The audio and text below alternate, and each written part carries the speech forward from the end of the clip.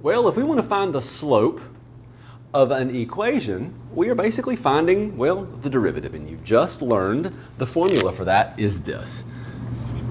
The derivative, it's f prime is what we call it, at any given point is the limit as h approaches 0, f of x plus h minus f of x over, okay, let's write a little bit too much, x plus h minus x. So this is like y2 minus y1 over x2 minus x1. Well, then in that case, the x plus h minus x, the x's would cancel in that case, and we will just have this. So actually, you have seen something similar to this in a different set of notes. And that set of notes had a similar structure to what you're about to see. And on that particular problem, what you found, whether you realized it or not, was the derivative. The name of the notes was Evaluating Limits Analytically, and it was number 8, in case you need to know. And instead of using h, we used delta x. And again, delta x, hope you remember, is a way that we talk about the change in x. And so I look at this and I say, oh, well, the x changed. Well, delta x, h, we're going to use the same thing. So it's basically like x and then just some other little change in x. We'll call it that instead. So again, derivative is the slope. So we're going to find the slope of this. Now, you might look at that and say, well, that's a line, and I think I can figure out that slope, and you would be correct. The slope of that is -3/5. So whenever we're done, we better have -3/5. But I find it easier, or I find it more beneficial, if we start with the problem that we know the answer to, we'll know what to aim for, and we get the hang of the process with something easy, and then we'll work our way up to something more difficult. So, in order to do this, I need to know a few things. I need to know what f is. Okay, well, that's great. I need to know what f of x plus h is. So I'm going to come over here and I'm going to find out what f of x plus h is, which basically means in the place of x, I'm not going to put x. I'm going to put x plus h. So we have -3/5 x plus h and then plus 2. And that's going to give me -3/5 x minus 3/5 h plus 2 when simplified.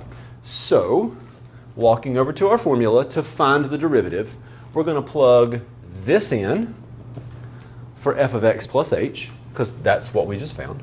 We're going to plug this in for f of x, because that's what they gave us. And then we'll work on some algebra, we'll cancel some things, and we'll hopefully find the slope to be -3/5. Because it's a line, it's going to have a consistent slope at any given point, right? Now, when you get to the next problem, and we'll deal with that when we get there, but that one is a parabola, so you're not going to have a consistent slope at any point. So the equation of the derivative isn't going to be a number like I found the slope at any point and it is the same thing. It's going to be an actual in equation with an x in it, so when you plug in that x, you'll have a different slope depending on the point. Back to this problem. Okay. What we need is the limit as h approaches 0 of f of x plus h, so -3/5 x minus 3/5 h plus 2 minus f of x. Well, f of x is that, so we're going to subtract all of that, -3/5 x plus 2, all that divided by h, and clearly we can't just plug in 0 for h at this point, that's just not going to work. So this is what we're dealing with, and let's just go ahead and do some obvious things. Almost all the time, you're going to have the situation where things will cancel. So -3/5 x and then -3/5 x, those cancel. 2 minus 2, those are going to cancel. And you are left basically with this situation. You have the limit as h approaches 0 of -3/5 h over h. Well, you see it too, don't you?